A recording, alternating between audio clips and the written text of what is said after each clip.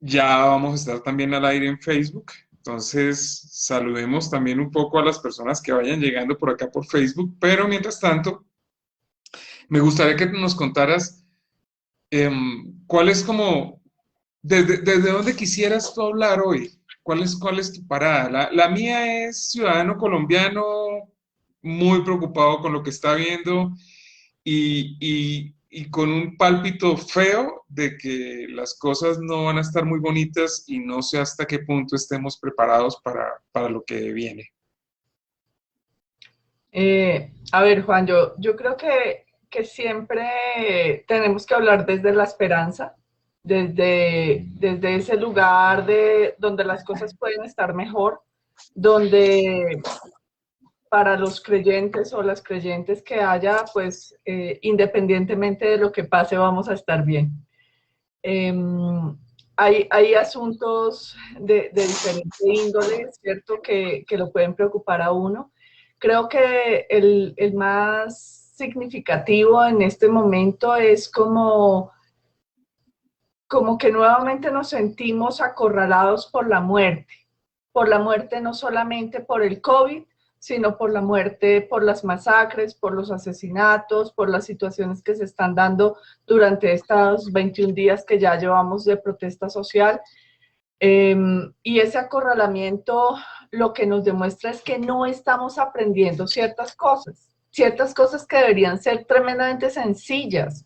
O sea, mantener 2 metros de distancia, usar tapabocas en espacios cerrados y concurridos, tener ventilación permanente, son aspectos que no son difíciles de lograr, por supuesto. Hágalo en un Transmilenio, ¿cierto? O sea, hágalo en un transporte público, puede terminar siendo un reto imposible, pero ahí puede tener su tapabocas y puede tener su protección y puede lavarse las manos apenas salga de allí. Entonces, creo que no estamos aprendiendo lecciones básicas y lecciones sencillas. Pero antes de entrar en ese tipo de, ya como de detalles, si se quiere, o de materia, yo te tengo unas preguntas que son un poco de contexto. Y son preguntas grandes, son preguntas que digamos que sobrepasan este tipo de cosas y es el entendimiento tuyo, por ejemplo, de qué es la vida, cómo la entiendes tú, de qué se trata eso de estar vivo para después también me la cierres con, bueno, y si eso es estar vivo, entonces, ¿cómo entendemos la muerte? Juan, tú sabes que yo soy sobreviviente, pero mucho más tiempo hace que tú. Cuando yo estaba en noveno semestre, fui amenazada por una enfermedad muy grave. Eh, Cuando uno tiene COVID, y más de 80 años y no tiene vacuna, tiene un riesgo 6 veces más de morir que el resto de la población, pero termina siendo un 0,2% de probabilidades. Yo tenía 95% de probabilidades de morir. Entonces, realmente la cosa estaba muy compleja. Y allí, y un poco antes, en alguna, y ahí quiero hacer una mención especial a mi mentora, a una inspiradora, Isa Fonnegra de Jaramillo, quien cuando yo estaba en quinto semestre fue a dar una charla allí en el Hospital de San José, y allí me surgió la pregunta, ¿qué es la muerte? ¿Sí? Porque ella hablaba de cuidados paliativos, ella hablaba de una medicina humanizada al lado del paciente, con la familia, con una comunicación fluida, donde hubiera aspectos físicos, emocionales, espirituales, sociales atendidos, y en esa medida eh, esa pregunta giró mucho tiempo, especialmente cuando había la posibilidad grande de morir. Perdí muchas cosas durante un tiempo, perdí la salud, perdí la capacidad de hacer todo lo que hacía, perdí la movilidad del hombro, entonces perdí el básquetbol, la gimnasia, la natación, el baile como lo tenía antes.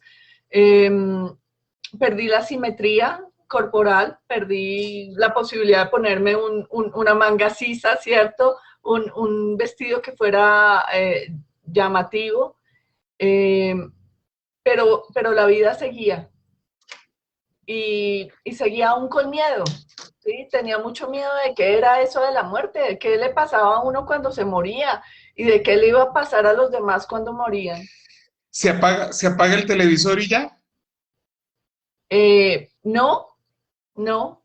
Lo que, lo que me han enseñado miles de personas a las que he acompañado al final de sus vidas y a sus familias es es que continúa esa persona de muchas maneras y cada persona continúa diferente, continúa en los genes, ¿cierto? Entonces es bellísimo, un ejercicio maravilloso que uno puede hacer, eh, es mirar las fotografías de los abuelitos cuando eran bebés y de los padres cuando eran bebés y de uno cuando es bebé y de sus hijos cuando son bebés y así de los sobrinos y sobrinas y uno dice, caramba, es que son idénticos, o sea, Es terrible, es terrible. es maravilloso, esa genética le ayuda a uno a entender que la vida no es solamente pues un individuo, un ser allí con estas particularidades y con su propia historia y con su propia forma de estar en la vida, de enfrentar las cosas que pasan en la vida, de superarlas en algunos momentos o no superarlas. Yo te voy a contar otra forma. Es una experiencia muy personal, pero la he compartido y encuentro terribles coincidencias con otras personas. Y es que, bueno, he tenido diferentes tipos de pérdidas y sin embargo una muy significativa, muy, tal vez por lo reciente también es la de mi mamá. Y le contaba a alguien que, claro, mi mamá sumida en ese cuerpecito, ella decía, es que yo veo, ese cuerpo no corresponde al alma que hay por dentro. Entonces ella vivía como aprisionada dentro de ese cuerpo. Y la experiencia de la presencia de ella en mi vida, después de que sus signos vitales se acabaron, pues bueno, es una cosa loca. Yo decía, a más que te digo, yo soy, digamos que yo creo que yo siempre me juego entre el televisor se apaga y chao, a ratos estoy ahí, me pasa como la chimoltrufia, que como pienso una cosa, pienso la otra, como digo una cosa, digo la otra, y a veces me pongo bastante espiritual. Te desmayaste en Instagram. Perdón, entró un mensaje y vibró, entonces se cayó. Ok. Y como te contaba, hoy, digamos que su presencia, además que es una experiencia que no tiene como ni letras, que yo te pueda decir, ah, sí, es que se parece a, o entonces, y no encuentro las palabras, y yo soy un tipo de muchas palabras, te quiero contar, y no se me parece a nada. Entonces yo digo, caray, es como hora de ir pensando también en que de verdad es posible que después de los signos vitales algo más quede por ahí.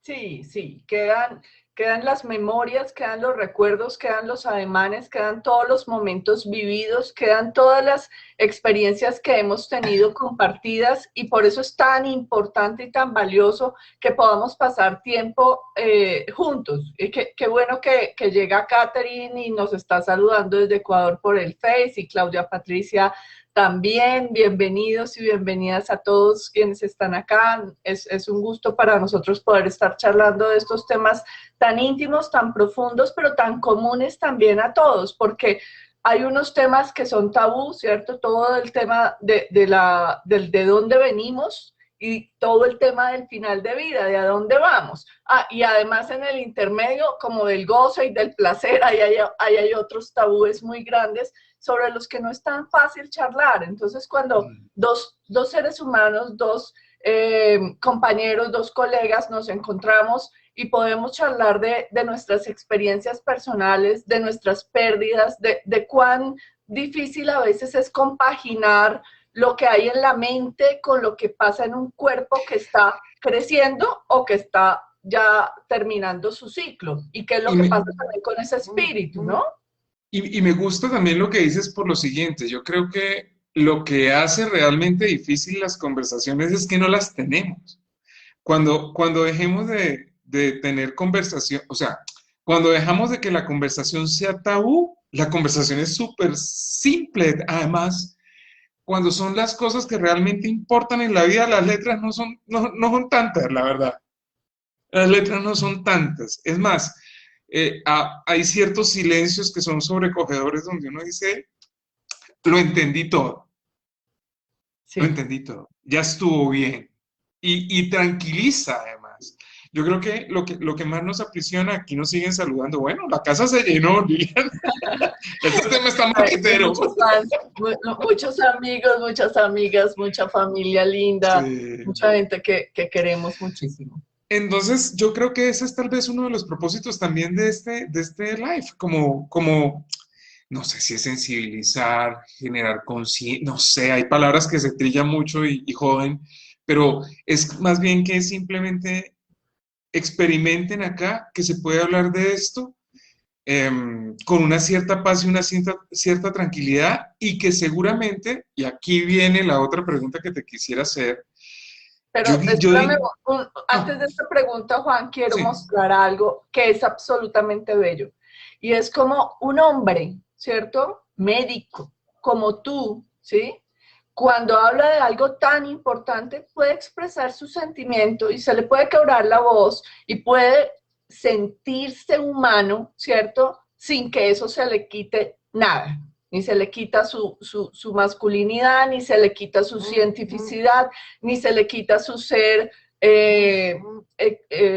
terapeuta, ¿sí? Nada de eso se le quita. Todo lo contrario, lo que está demostrado allí es que podemos expresar y así se nos agüe el ojo, ¿cierto? Así nos tiemble la voz o a veces así también nos riamos a carcajadas o nos pongamos de mal genio. Esas expresiones de emociones son muy importantes y las podemos compartir y además las podemos soportar. No es que, no, ay, no, no llores, ay, no, Juan, cálmate, ay, tranquilízate. No, caramba, es que estamos hablando de algo súper importante y es la mamá de Juan que ya no está acá, ¿cierto? Y que fue hace muy poco que se fue. Entonces, ¿por qué le voy yo a cortar de una vez o a decirle, ay, no, Juan, ¿por qué no te tranquilizas y luego hablamos? No, sí. simplemente escúchalo, ya esté ahí, no, no se vaya, no se panique, no se muera del susto. Con una más, y yo le voy metiendo aquí como distinciones para que la gente de pronto empiece también a verlo desde allí. Es cómo es la experiencia, pero además cuál es el detrás de cámara del mundo de mis creencias.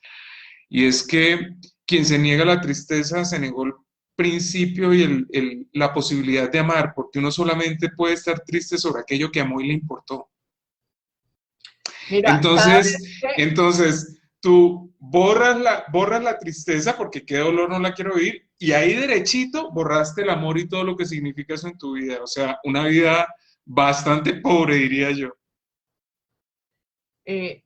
pero no solamente pobre, sino incapaz de relacionarse. Cada vez que un hijo, una hija, un hermano, una hermana, un esposo, un novio llora o se siente triste por lo que está pasando con la enfermedad o con la muerte de un ser querido a quien yo estoy soportando, apoyando para aliviar sus síntomas, le digo, mira, eso demuestra que tú estás bien acá y estás bien acá. ¿Sí? Que pudiste relacionarte con esa persona, que esa persona significó algo para ti, que no es simplemente como una pared más que atravesaste, una puerta más a través de la cual pasaste, sino que ahí hubo algo que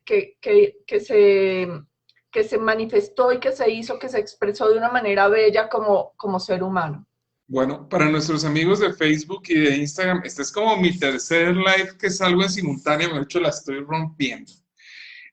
Nunca ofrezco en Facebook porque no estoy seguro si esa vaina vaya a salir, pero ahí está sostenida, entonces bien por eso. Les quería decir que si quieren hacernos algunas preguntas por el chat, súper bienvenidos. Acá tenemos a, como les digo, la experta de las expertas.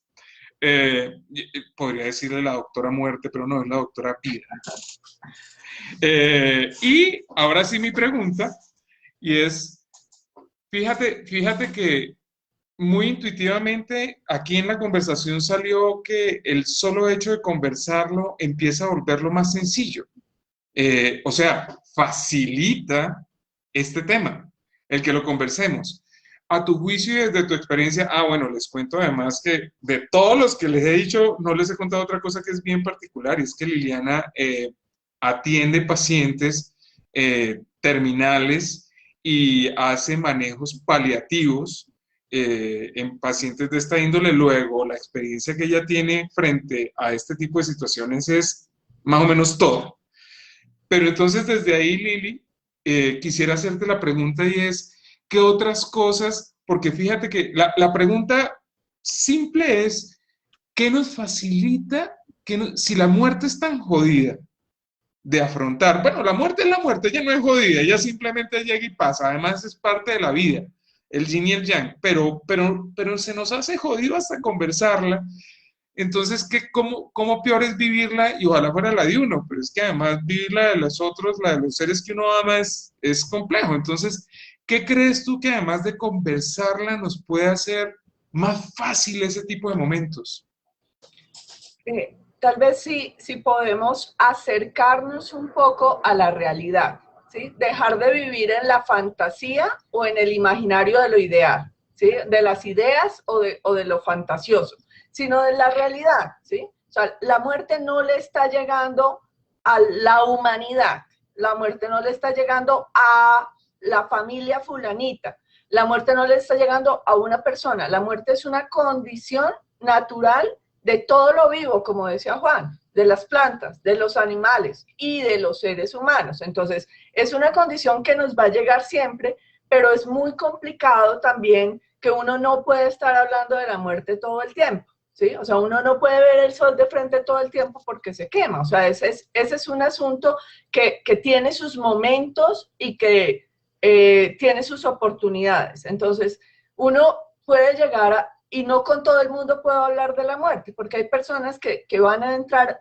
en mucha angustia y que no es necesario que estén enfrentando el tema en ese momento. O sea, no se puede dar una cátedra sobre el morir bien o el morir mejor o qué facilita los procesos del duelo o de la muerte en preescolar o en primaria, excepto que haya que hacer una intervención porque alguien de esa familia, de esa comunidad, de alguno de esos compañeritos ha fallecido. Entonces, la oportunidad de la charla también es importante, eso no es para cualquier momento. O sea, si usted está en un ambiente completamente relajado, tranquilo, de disfrute y mete el tema, pues va a cortar todo y todo el mundo va a salir desperdigado. Entonces, pues ese es un punto que hay que tratar con cuidado, con cautela. El COVID, sin lugar a dudas, nos lo ha puesto sobre la escena y todo lo que ocurre en Colombia históricamente con las muertes, pues no lo está poniendo de presente. ¿Qué facilita haber vivido bien, haber vivido plenamente, haber vivido todo lo que sea posible vivir en ese rol de ser hijo, o de ser esposo, o de ser hermano, o de ser amigo, o de ser colega, o de ser médico, o de ser arquitecto, o de ser mamá, o lo que sea que uno pueda, que uno sienta que lo que vivió fue significativo. Que no empiece a tratar de seleccionar, ¿cierto? O sea, yo sé que yo muchas veces sí trato de seleccionar, pero si es por asesinato, está mal. Si es por suicidio, está mal. Si es por enfermedad, está mal. Si es súbita, no lo soportamos, pero si es prolongada, tampoco. O sea, no hay la posibilidad de aceptar nada, ¿cierto? O sea, hay unas personas que oran años, incluso décadas, porque les llegue la muerte del justo. La muerte del justo es que están dormiditas y ahí se quedan muertas. Y eso es una cosa, es una conversación íntima y profunda que tienen ellos en su oración, y ocurre tranquilamente y los demás quedan como sorprendidos y no sabían que esa persona había hecho una oración continua para que ocurriera de esa manera. Otros dicen, uy, no, yo me quiero morir de un infarto. Otros toman la decisión, ¿sí? Y dicen, yo quiero morir ahora. No estoy viendo, no me estoy pudiendo caminar, no estoy pudiendo expresarme, no puedo trabajar, ya no puedo hacer nada y entonces tomo la decisión de que alguien termine con mi vida. Yo no estoy de acuerdo con esas medidas. Son medidas desesperadas, son medidas que pueden dejar vacíos. Hay personas, hay familias que llevan un proceso de preparación muy largo, muy profundo y logran hacer procesos de eutanasia. Quiero ver en 20 años, en 30 años, ¿qué va a pasar? Por ahora, pues no tenemos datos sobre qué pasa con los hijos, con los nietos y con estas generaciones de las personas que toman la decisión de la eutanasia. Hacer todo lo posible por continuar, ¿no? O sea, dar como ese mensaje de que hice el tratamiento para el cáncer, hice la quimio, hice la cirugía, hice la radio, quiero seguir acá, no estoy aburrida de ustedes, no me quiero morir, o sea, quiero continuar, quiero dar un poquito más y estar un poquito más en la vida, disfrutando, pero también sufriendo lo que tenga la vida, o sea, entendiendo que esa vida tiene todo y no solamente una partecita. Te quiero compartir lo siguiente. Sanbeja, me tocan los nombres así porque son como aparecen en Instagram, que son rarísimos. Aquí he tenido unos que parecen ruso científico, porque además es con números. Entonces, Slam 430. Sanbeja dice una cosa que me toca a mí mucho y es que hay mucho dolor también porque darle los cuidados a nuestros viejos. Yo parto de que estamos, la audiencia somos adultos contemporáneos mayores de 35, 40 años, muy posiblemente sus papás están cursando por los 70, 80 y más, como en mi caso. Tuvimos que dejar a nuestros viejos en hogares donde les pudieran dar realmente un cuidado que yo, la verdad, siento que no le podíamos brindar. Primero, pues decir de más que no era lo convencional en mi familia, luego la sensación de estoy abandonando a mi viejo es brutal, no es recomendado, no es para formular eso, pero hay que saberlo y poderlo manejar en un momento dado cuando las circunstancias sí lo aplique, pero lo que sí está pasando, y aquí es donde quiero llegar en el tema, es que debido a estas circunstancias uno siente que si va a visitar a su viejo, casi que carga la muerte para su viejo. Entonces, es una sensación de lo estoy abandonando, cosa que nunca quise, y doblemente abandonando porque además las visitas o las sacadas ya no pueden ser las mismas, y el tiempo corre y esta pandemia que era de 8 días va para 2 años, que se las pele y puede seguir así, y 2 años en los tiempos de nuestros viejos es la vida.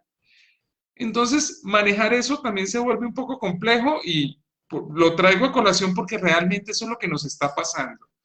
¿Tú cómo ves eso? O sea, yo creo que hay condiciones sociales que le abocan a muchas familias a tener que institucionalizar a uno o a varios de sus miembros.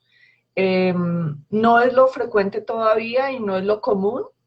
Sí ocurre en muchos escenarios, sobre todo si hay recursos económicos y no muchos recursos humanos.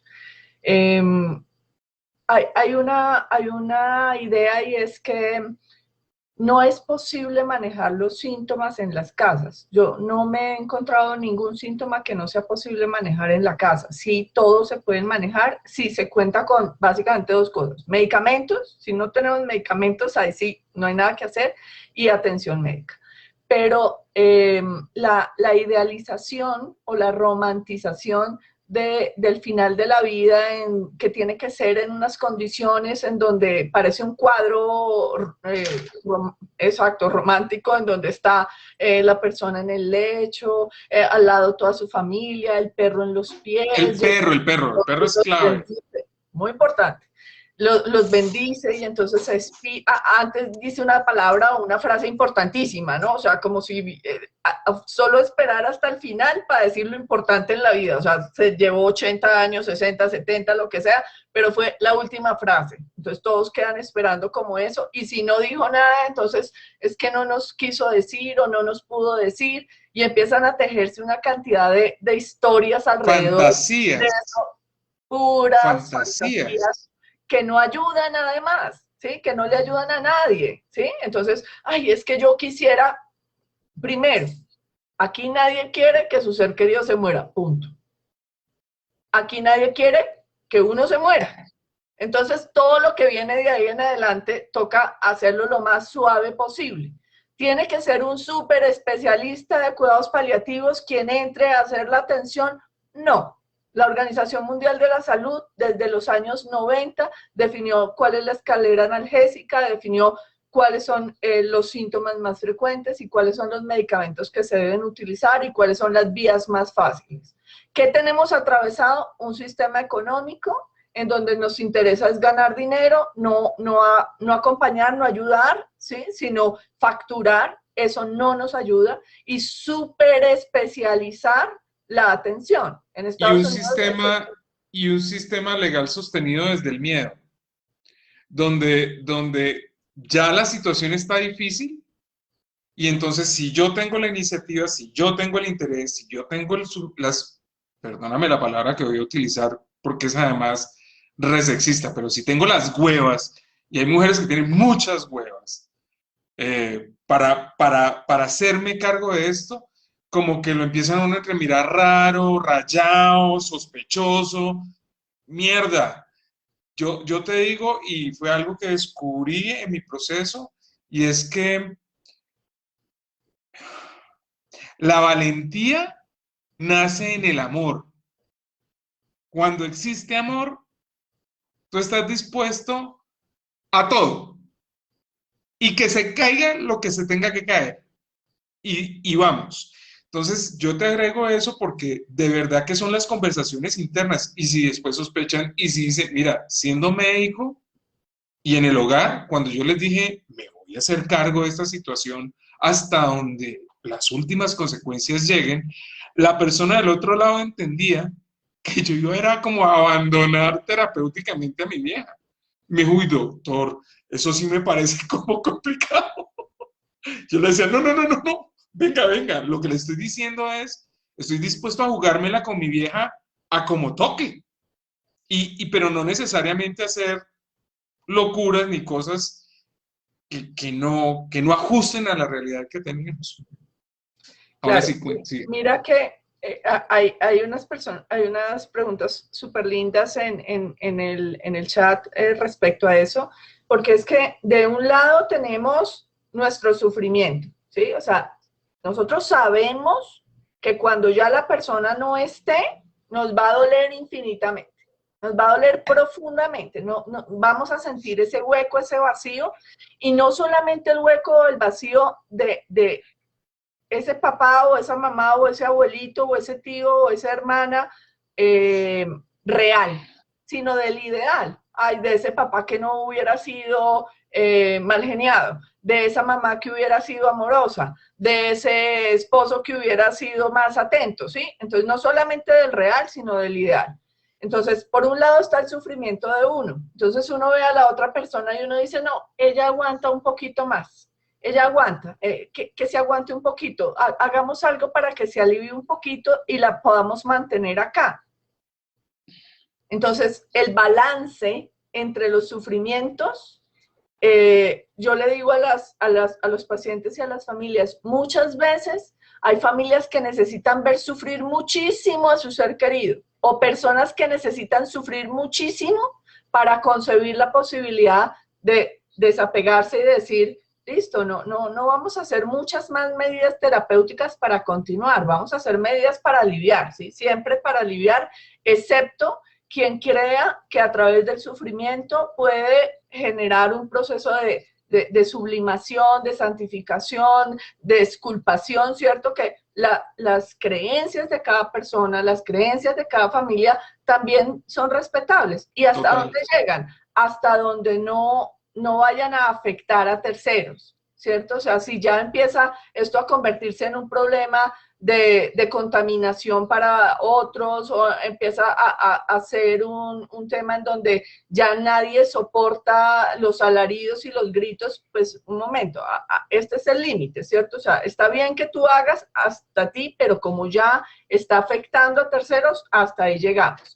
Entonces, no hay que sentirse culpable porque uno tenga una persona institucionalizada, ¿sí? A un familiar, a su esposo, a su mamá, a su abuelito. No, hay condiciones que no lo permiten. La migración de estos fenómenos sociales de Colombia ha hecho que mucha gente esté fuera. Y entonces hay unos que nos quedamos y acompañamos a veces a los padres, a los familiares de personas que queremos y lo hacemos con mucho cariño y no hay que pensar que es que tiene que estar cogidito de la mano y que entonces alguien le tiene que estar sobando la cabeza. No, con que esté muy bien atendido médicamente de alivio de síntomas ya va a ser suficiente. La oración se puede hacer desde cualquier lugar y si tenemos estos dispositivos para este tipo de cosas, también los tenemos en la UCI y ha habido personal de salud fantástico, maravilloso, que le ha permitido poder estar en contacto a las familias con su ser querido. Claro. Uno Aquí tiene 2 metros de distancia, si tiene tapabocas, si tiene careta, si tiene traje de seguridad, si no dura más de 15 minutos, no hay razón para no poder ingresar, ¿cierto? Entonces, hay que revisar también eso porque no hemos podido aprender esas cositas básicas. hay algo que es también lo que se juega y es como esa sensación de culpa de hice lo suficiente versus la calidad de vida que estoy viendo en la persona que quiero. Entonces, la pregunta también, y perdóname, la voy a enredar un poquito más, es que uno a veces se pregunta, ¿no hice lo suficiente para quién?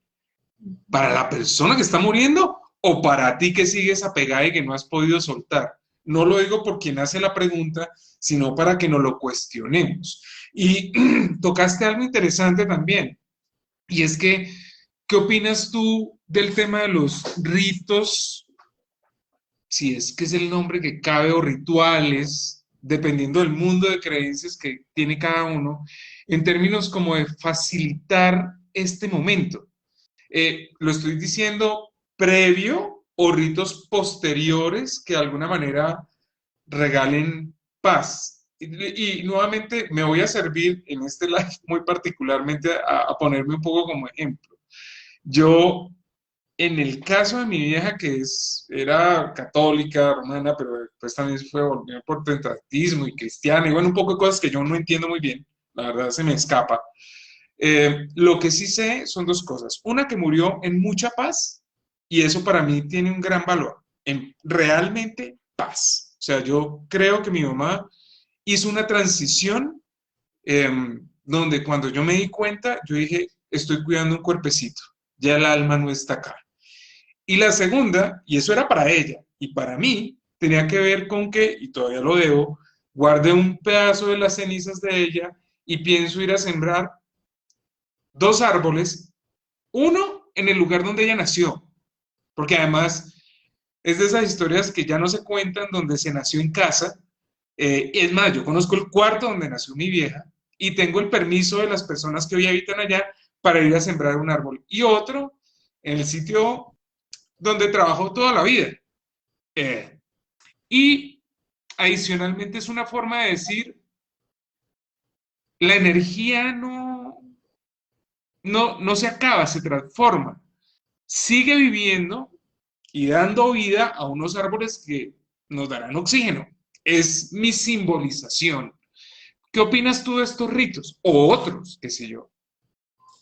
Hay muchos rituales que se han decantado con los milenios o con los siglos y que son de mucha utilidad. Algo muy importante es cómo separar el mundo de los vivos del mundo de los muertos. Cuando esa separación se pierde, empieza a haber muchas dificultades para poder estar acá en el mundo de los vivos. Entonces, esos rituales sirven tanto de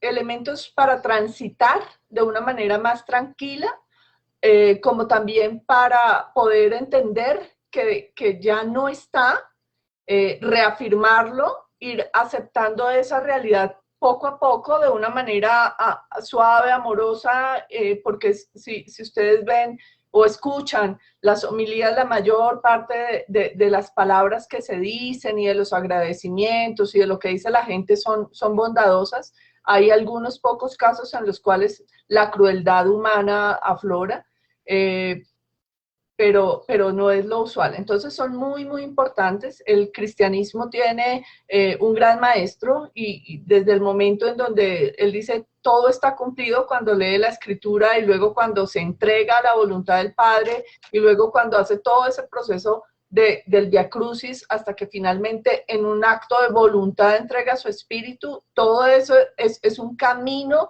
que nosotros cada año en la Semana Santa vamos recorriendo y que nos debería enseñar, ¿cierto? Que eso no es solamente para ellos, que no fue solamente para él, sino que es para todos nosotros los que tenemos esa creencia. Pero hay otras como interpretaciones que pueden ser un poco complejas. Hay una iglesia protestante que dice que la persona tiene que morir sana, que tiene que estar libre de enfermedad. Entonces enfocan como todos sus esfuerzos es en curar a esa persona para que se muera sana. Yo no he visto morir a nadie sano, precisamente como el organismo se deteriora, precisamente los órganos y los sistemas van teniendo un proceso diferente. Entonces no es que tú un día estás, que esa es la otra cosa de la calidad de vida, que alguien la mencionaba, ¿sí? Yo me acuerdo muchísimo de una psicóloga que me decía, Liliana, es que yo quiero ir a hacer danzoterapia con los pacientes. Y yo decía, eso denota que tú no comprendes que la vida tiene un ciclo en donde uno, cuando es niño, tiene unos tamaños y tiene unas actividades y una energía, cuando es maduro llega a cierto nivel y luego va decreciendo, y que al final de la vida uno en general no puede bailar cuando está en su lecho de muerte. Hay personas que el último día pueden tomar su desayunito, pueden estar sentaditas a la mesa, pueden pasar al baño, ¿sí? Pueden tomarse como me decía una paciente, me decía, doctora, ¿quiere una agüita aromática con alma o sin alma? Con alma era con un chorrito de algo. Claro.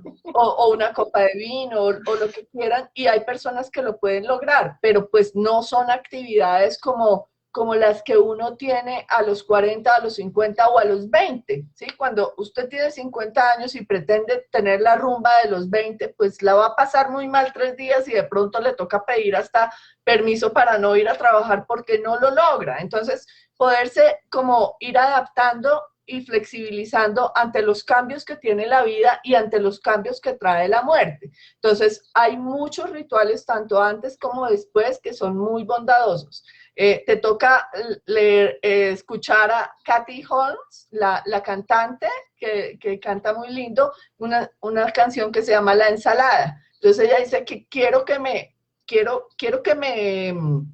siembren, ¿cierto? Que quiero que me pongan en un lugar y encima pongan sembrados de lechugas y tomates y muchas cosas. Entonces, eso inmediatamente nos activa a nosotros como el sensor de que no podemos comernos entre nosotros, entre semejantes no hay que comerse. Entonces, como que uno no ponga eso allí, pero podría ser una propuesta interesante en escenarios más eclécticos, no tan formales como los de la Iglesia Católica, por ejemplo, que dice, mire, no le ofrezca eso a alguien que tiene una confesión de fe tan clara que necesita que sea puesto sus cenizas o que sea puesto su cuerpo en una bóveda o en un terreno santo, ¿sí? Entonces, ese es como el punto de los rituales. Hay unos que te hacen bien y tú lo sientes. Tú sientes las palabras que te alivian, tú sientes el abrazo que es sincero y que te está dando paz, y también sientes cuando hay cosas y palabras y acciones que te hacen sentir mal. Entonces, ese es como el termómetro que tenemos. No necesitamos que nadie nos lo diga, no necesitamos que alguien diga, mira, esto es buenísimo. No, tú vas y lo sientes y tú dices, no, un momento, esto no me está funcionando bien. Está muy bien. Hay otro tema que me parece súper álgido y quisiera traerlo en discusión contigo. Lo tengo medio construido y te quiero es como invitar a que me termines de ayudar a construirlo. Y lo toqué de refilón con el tema de las visitas a nuestros viejos en estos lugares, pero realmente es en cualquier lugar donde los vayamos a visitar, cualquier actividad que hagamos con ellos. Mira, mi mamá, esto que voy a decir puede sonar muy duro, pero era gasolinera. al mejor sentido de como nosotros éramos gasolineros, que decía, esa vieja es gasolinera. Bueno, mi mamá era una vieja gasolinera, le fascinaba que la sacaran a pasear. Eso la mataba. Entonces uno daba vueltas por la ciudad entre el carro con aire acondicionado y ella se sentía como una reina. Pero hoy hacer un tipo de cosas de esas se empieza a volver peligroso, por no decir que también fue una experiencia que viví, y es que en algún momento tuvo la enfermedad y esta enfermedad realmente se carga sus complejidades, porque, porque estás asintomático y dentro de esa condición de asintomático e inclusive dentro de la ventana inmunológica, es decir, más cuidado no se podía, estuve en contacto con familiares y después resulté siendo positivo. En este caso fue al revés, mi mamá pues digamos que opté, porque no puedo decir nada distinto, por tomar el riesgo y así fue, resulté positivo después de estar con ella, pero hay una cierta sensación, y la palabra es culpa, cuando tú has compartido espacios con personas que amas y dices, "Pues, lo último que quise fue traerles este demonio a sus vidas, pero igual ya está". Entonces, por un lado está la culpa. Yo lo tengo clasificado en que son dos carriles distintos. En la emoción se vive como la culpa, pero la pregunta que yo me hago es, ¿cuál es la responsabilidad que le atañe a las personas? Y ojalá fuera, en mi caso yo no contaminé a nadie más, pero ojalá lo hagas y alguna de las personas muera, para mirar el nivel de culpa que puede empezar con esto. Entonces, ¿qué opinas tú de la culpa y la responsabilidad en este tipo de casos? Lo habíamos charlado un poquito en términos de libertad y de riesgo, ¿no? O sea, como de libertad y responsabilidad, la libertad y el riesgo que uno asume frente a cada situación y cómo responsabilizarse de las consecuencias. Para que uno pueda ser responsable, uno tiene que estar informado sobre qué es lo que está enfrentando, ¿sí? O sea, qué es lo que puede generar su acción, tanto para los terceros como para usted mismo, de tal manera que se pueda tomar el menor mal, ¿sí? Que es preferible, ¿cierto? Ponerse uno un poquito en riesgo de COVID cuando uno no tiene ninguna comorbilidad, cuando uno tiene entre 40 y 50 años, cuando tiene un sistema inmunológico bueno y la probabilidad de morir es muy bajita, para que al final de su vida la mamá esté acompañada, ¿sí? Esas son, de ese tamaño son las decisiones y las responsabilidades, porque tú también tienes familia que depende de ti. Entonces, en esa medida no solamente era lo que pasara contigo, sino lo que si a ti te ocurría algo muy grave, lo que le pasaba a terceros. Yo quiero antidemonizar, ¿sí? Lo que no es demonizable. No es demonizable una partícula viral que nos ha permitido estar en nuestras casas con nuestras familias tanto tiempo como lo hemos podido lograr, que nos ha permitido comprender que no necesitamos ir a la oficina para poder hacer las cosas que podemos hacer desde otros lugares, que no necesitamos ir de vacaciones cada 8 días, cada 15 días o 3 veces al año o 5 veces al año para poder pasarla bien, que nos ha permitido compartir el conocimiento científico por primera vez en la historia de la humanidad. Todas las revistas estuvieron de libre acceso para que pudiéramos tener la información de primera mano y que quienes tenían la infraestructura pudieran hacer las cosas que debían hacer. Entonces, esto, si ustedes se hacen la pregunta, ¿qué de bueno me ha traído? Le ha cumplido los deseos y los sueños el COVID a muchos niños y niñas en el mundo. Querían tener a sus papás en las casas, a sus mamás, querían no ir al colegio, cosas que son sencillas, pero ahora se están pudiendo dar cuenta de lo bueno que también es ir al colegio y ya van a desear mucho más el estudio presencialmente. Y ya vamos a dejar el tema del bullying. La mía llora, y si no llora, se lamenta, pero mejor dicho, hasta las lágrimas de no poder ir al colegio. Yo dije, "Ah, esto sí es para tomarle una foto". Claro, o sea, es una uno de los mejores o mayores deseos que pudiera tener un papá y una mamá, y ojalá la niña quisiera ir al colegio, la niña no Voy, quería ir. voy a estar contigo en eso y cuando dije la palabra demonio la usé con todo el propósito de hurgar en ese lugar, porque la verdad es que muy al contrario, yo siento que este es como el virus del amor, porque nos hizo recordar lo importante que es lo importante que es la presencia de los seres que queremos, lo importante de un abrazo, que deseáramos un abrazo, eso no pasa sino en pandemia, porque muchos años quisimos más bien estar como a distancia, no nos toquemos mucho, pero hoy desear ese calor humano, bueno, en Colombia por lo menos está pasando, yo no sé en otras partes del mundo, pero realmente yo lo digo que es que como el virus del amor, eh, que nos recuerda que somos producto del amor e hijos del amor. Pero yo quisiera agregarle algo más, Liliana, y voy a hacer un paréntesis muy grande porque esto es una posición muy personal y es una mezcla entre el ser coach y el ser médico. Y es que, si bien es cierto, esas medidas que tú estás planteando son medidas básicas y son medidas importantes y además son las únicas medidas que han demostrado una eficiencia en términos de, digamos que la expansión del virus desde el punto de vista de la salud pública. Si yo recuerdo la medicina, el lugar más aséptico, si es que se puede decir así, casi que buscando estar estéril que conocí, era una sala de cirugía.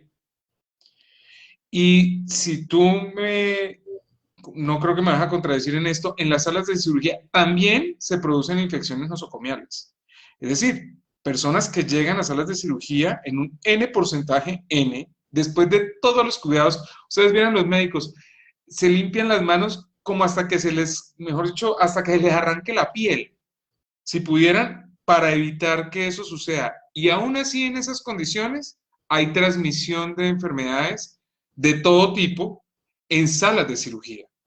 Pretender que vivamos en un planeta como si nos comportáramos en una sala de cirugía, yo creo que es una necedad y es una invitación a lo imposible. ¿Y a dónde voy yo con esta conversación? Y es que todas esas medidas desde la perspectiva de salud pública a mí me parecen que tienen el sentido causa-efecto de evitar que la expansión nos termine de avasallar y nos termine de aplastar como sociedad. Pero en lo individual, pretender que yo no contagie a alguien en particular en este tipo de comportamiento que tiene este virus, pues realmente me parece una necedad. Es decir, el pretender que yo, en lo individual, como ser humano, sea el responsable, es decir, con habilidad para responder, de que a ti no te dé esa enfermedad, cuando en una sala de cirugía está pasando, yo creo que eso es necio. Hay una falta de óptica frente a esto. No con eso, ojo, y esta es una conversación que se puede tornar un poco compleja, sí quiero dar a entender que las medidas no son importantes. Lo que quiero denotar es que en lo individual no aplica esa responsabilidad dadas las condiciones reales de vida en las que estamos. Yo no puedo pretender que la gente se vuelva un cirujano o un ayudante de cirugía y tenga todos los cuidados que se tienen que tener allá, ni que vivamos en un mundo de esas condiciones. Yo creo que la perspectiva es, vivimos en el mundo que se llama COVIDlandia y que llegó para quedarse y que llegó para que convivamos con él de la mejor manera que nos sea posible. Por eso, porque no creo que tengamos ese nivel de responsabilidad, es decir, de habilidad para responder en lo individual, me parece que la culpa no cabe. Depende, Juan, porque si Dime. yo asumí, si yo asumí un riesgo, ¿sí? O sea, en tu caso, por ejemplo, que asumiste el riesgo de ponerte en contacto con tu mamá a pesar de las precauciones que tuviste y que te infectaste, ¿cierto? Tú asumiste las consecuencias de esa infección, ¿sí? Y no hay que tampoco andar señalando ni hacia allá ni hacia acá, ¿cierto? Que es que yo no me puse el tapabocas, es que yo no hice tal cosa y entonces por eso se enfermó, es que seguro no desinfecté bien, eso fue que los billetes no los lavé y entonces todo es culpa Es que mía. no le eché ácido muriático a las manzanas. Puta. No le echen ácido muriático a las manzanas, ni formol, ni jabones raros, por favor, no le echen nada de eso. Eh, creo que hay casos en los que ha habido intencionalidad de infectar y si la persona ha tenido esa intencionalidad y eso todo en su conciencia, pues podrá caber la culpa si tiene conciencia de. Si no tiene conciencia y quería hacerlo y tiene una cosa psicopática, sociopática, lo que sea que esté pasando con su ser, pues obviamente es otro asunto.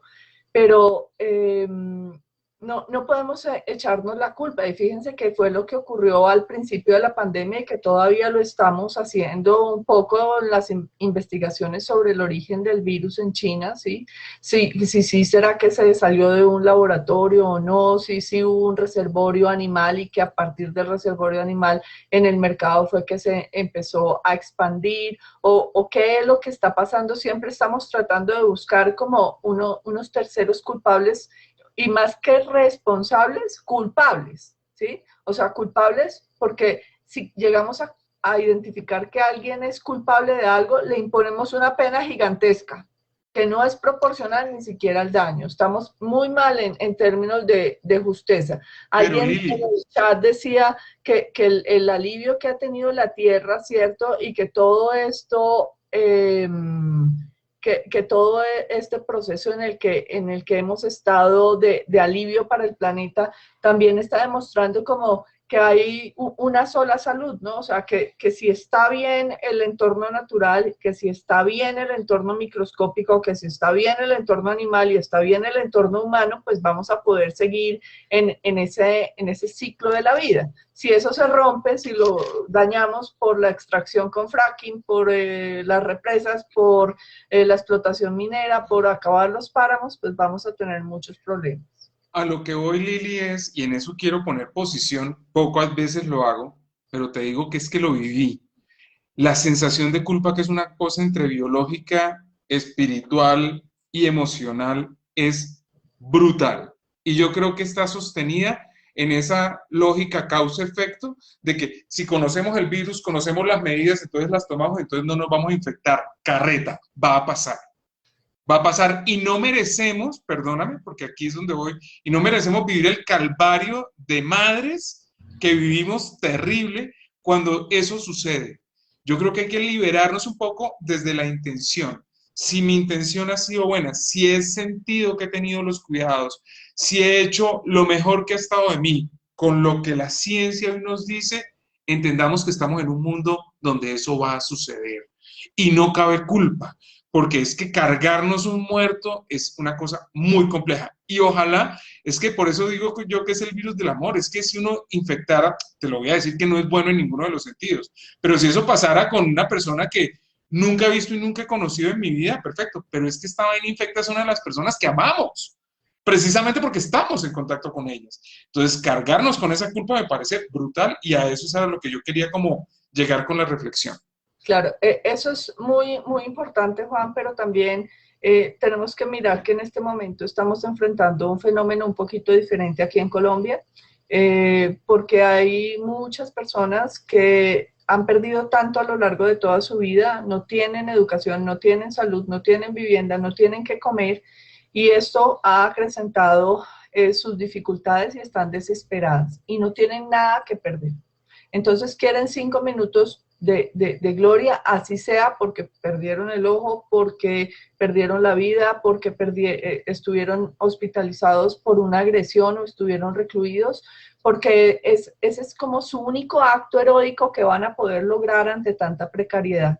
Y eso es algo que tenemos que comprender dolorosamente, apoyar más desde la comprensión para que no tengamos que seguir sometiendo a los jóvenes, a las jóvenes, a las personas, madres y abuelos y abuelas, para ir a defender a esos jóvenes, a que se expongan en entornos que terminan siendo de alta complejidad, porque una cosa es que yo esté teniendo todos los cuidados, a que yo me salga en una marcha y no respete distancia, no use tapabocas, esté fumando, esté comiendo, esté estornudando, esté tosiendo, ¿cierto? Entonces, estas personas están entre dos riesgos, entre perder la vida por porque no tienen con qué subsistir, perder la vida por el contagio o perder la vida incluso porque la fuerza pública o los criminales, narcocriminales o las delincuencias los están llevando. Entonces,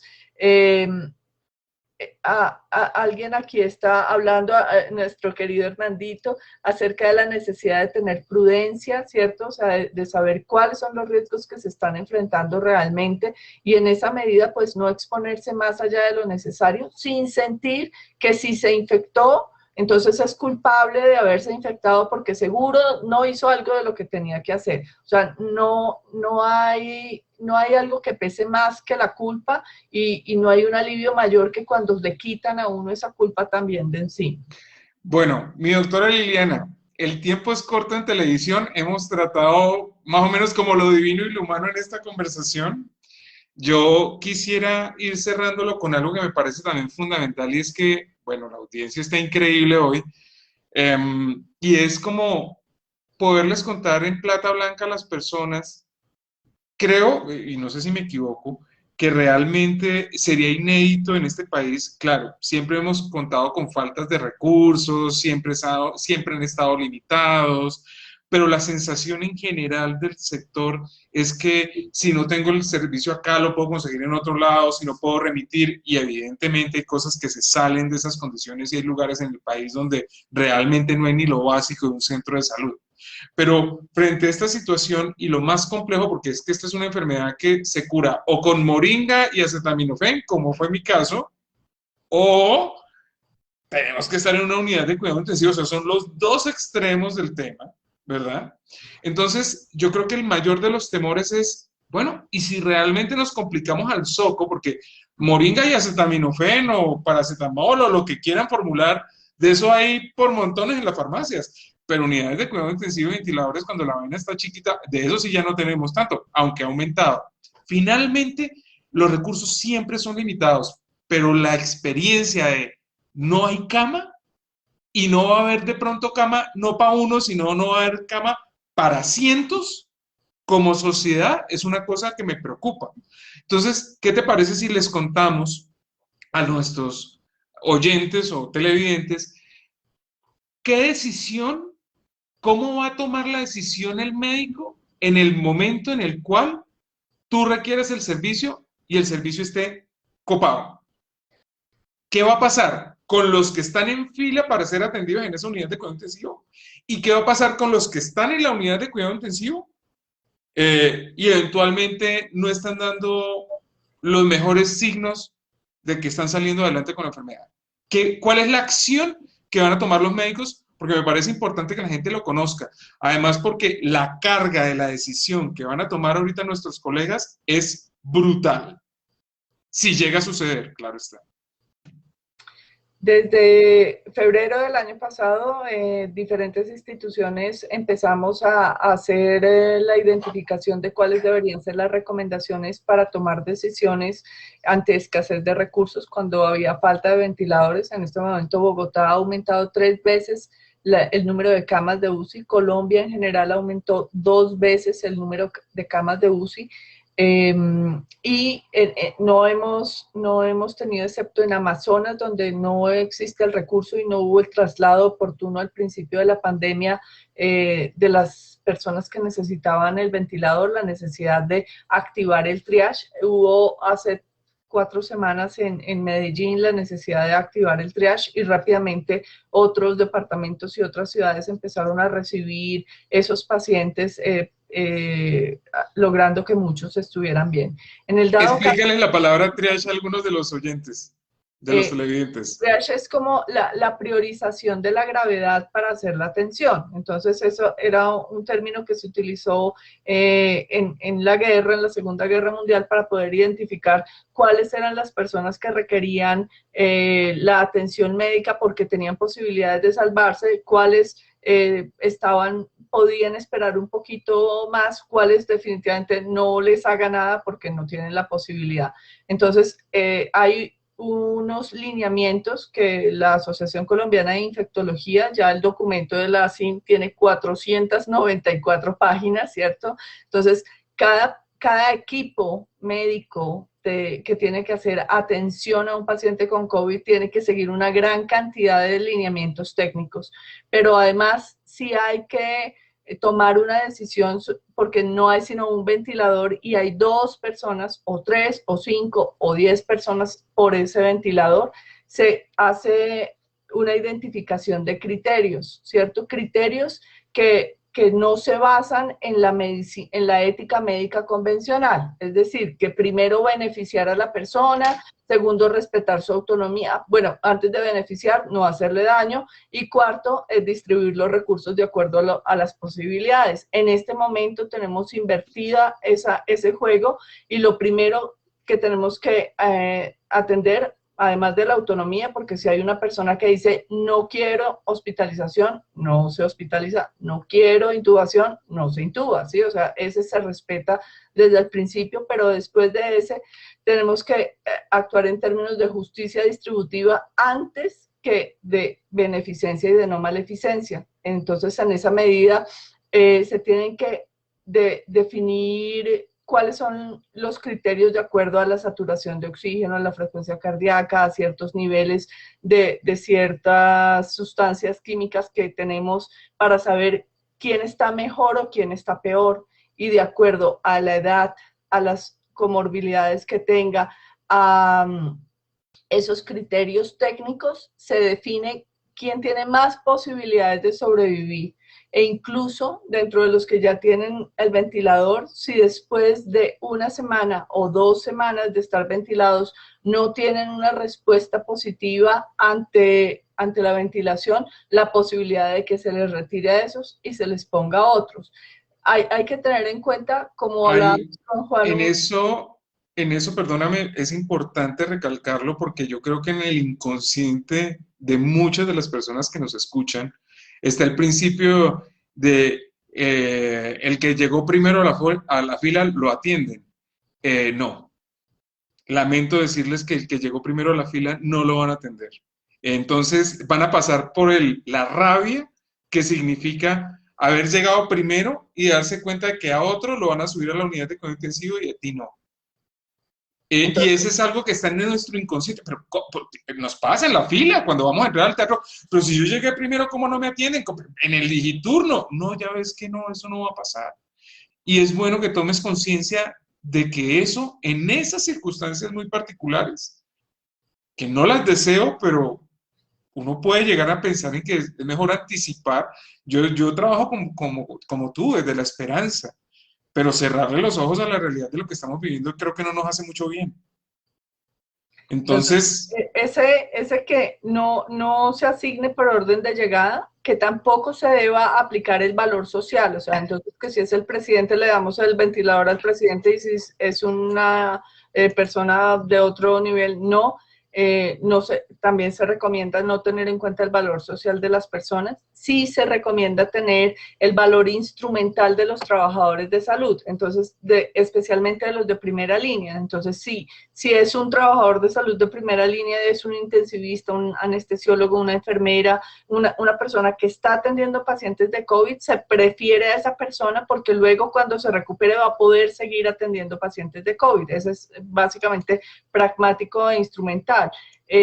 La otra cosa que se tiene que tener en cuenta es que si 2 personas llegan en el mismo momento y cada una tiene criterios similares, puede que lleguen en otro momento y a una sí le asignen y a la otra no se lo asignen porque hay disponibilidad en este lado, mientras que en este primer lado no hubo disponibilidad para ninguna de las dos.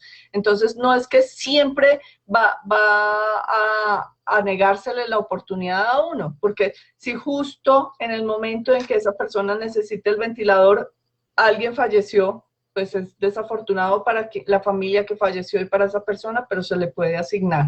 Entonces, hay un documento que se hizo en mayo y luego se actualizó en julio de la Academia Nacional de Medicina y contiene todas las recomendaciones éticas que los médicos y el personal de salud de las diferentes IPS debe tener en cuenta, y debe tener en cuenta también que la comunicación de esta información, que el alivio de los síntomas, que todas las recomendaciones sobre acompañamiento y manejo de la familia se deben tener también allí en un primer lugar. Y hay otra cosa que me parece súper concreta que yo creo que la tomaste rápido y no necesariamente, yo por eso quiero hacerle como negrilla y subrayarlo. Y es, llegaste primero, te ganaste el ventilador, por la razón que sea, yo no creo que eso sea ningún premio, pero bueno, ya estás ahí. Y eventualmente hay cosas que se llaman actos heroicos, obstinación terapéutica, cosas en las que en ocasiones le ponemos nombres a ciertas cosas y es el muy alto interés del médico de sacar a la persona adelante, muy, muy alto interés del médico de sacar, de que viva, de que, en fin. Casi que hoy están abocados a que si tengo en fila personas con muy buen pronóstico afuera y realmente yo no estoy viendo, o el médico, el intensivista, con parámetros clínicos específicos, objetivos, no está viendo una mejoría que involucre todos estos recursos que yo estoy invirtiendo, pero tengo la persona afuera con una buena probabilidad, existe el movimiento de desconectar ese ventilador. Y eso es una acción que creo no hemos visto muy frecuente en nuestro ejercicio médico y puede pasar.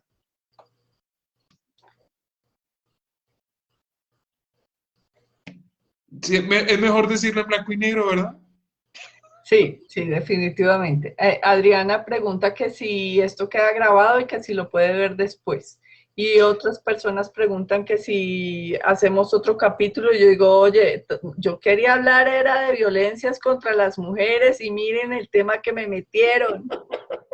Bueno, sí, pero está prometido el otro live. Posiblemente vamos a alargar algunos temitas y yo sé que el tema de preferencia de Liliana tiene que ver con eso, con el tema de violencia contra la mujer, la violencia de género, cosa que me encantaría tratarla y conversarla contigo.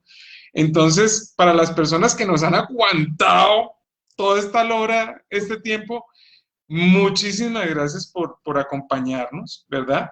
Yo suelo dejar siempre unas noticas parroquiales hasta el final y tienen que ver con, bueno, la gente se enamora muy fácil de ti, entonces, ¿por qué no les cuentas cómo te pueden localizar y dónde te pueden localizar en caso de que quisieran hacer uso de tus servicios como profesional? ¿Cómo es eso? ¿Cómo se consigue a Liliana Támara? Bueno, el voz a voz siempre es el que ha funcionado, ¿cierto? La Fundación Pro Derecho a Morir Dignamente, por si acaso alguna vez se les pierde mi teléfono, entonces ustedes llaman a la Fundación Pro Derecho a Morir Dignamente y dicen, ay, mire, hay una doctora que va a la casa de los pacientes y alivia los síntomas, a Liliana Támara, entonces sí, les van a dar mi número, y mi número que es 310-695-7281. Esto va a quedar grabado, entonces posiblemente a mí me cuesta trabajo porque, digamos, me toca ponerme la cédula para poderlo escribir y acá las letras son chiquiticas, entonces me rehúso todavía a eso, pero ya saben, va a quedar grabado en la Fundación de Derecho a Morir Dignamente, preguntan por Liliana Támara, la pueden conseguir también. Y de mi lado, solamente contarles dos cosas, que además de dejarlo grabado acá, lo voy a dejar grabado en mi página de internet y en mi canal de YouTube. Y digamos que hay dos cositas, Lili. Imagínate que se pegó este live, yo lo suelo hacer, con un concurso que hice un sorteo para unas sesiones de coaching gratuitas a las personas que cumplieron con un requisito. Hubo dos personas que cumplieron con la totalidad, se inscribieron como 15 y un montón de gente que inscribieron, pero que cumplieran con todos los requisitos, dos. Entonces, intenté hacerlo por medios electrónicos, pero no fue posible, entonces vamos a recurrir a medios clásicos, pero voy a dejarlo en cinta para que después no digan, no, eso fue trampa, eso. No, aquí están en la bolsita las dos personas y voy a sacar el nombre de la persona que se ganó el premio, que son 6 sesiones gratuitas, casi que un proceso completo, si no te digo completo, para la persona que elijan en cualquier lugar del mundo, siempre y cuando se habla de habla hispana, porque el Pick English me falla. Y la ganadora, acá lo dejo también. Este es el nombre que aparece en Instagram. ¿Tú lo alcanzas a leer? No, se ve al revés, entonces no, no. Ah, ok, yo lo dicto. Rima Hashem. Bueno, este arroba, yo me comunicaré próximamente con ella para ponernos de acuerdo en el proceso. ¿A quién quiere? Este fue el sorteo del mes de madres, posiblemente vengan otros y bienvenidos. Acá la idea es entregarles regalitos a las personas y que nos acompañen. Una cosa más también dentro de mis notas parroquiales es que voy a hacer un curso de 3 capítulos, va a ser como las series de Netflix. Entonces va a tener 3 episodios, va a ser un documental y el nombre, muy hecho a mi medida, es Habilidades conversacionales para relaciones de parejas cagadas. Ese es mi mejor estilo, te lo quiero contar. Sí, a veces le ponemos nombres muy sofisticados a las cosas. La verdad es que padecemos de un mal en esta sociedad y es que, hablando de lo que tú decías, precisamente de la violencia de género, mucha de la violencia de género tiene que ver con unas relaciones cagadas por problemas de comunicación.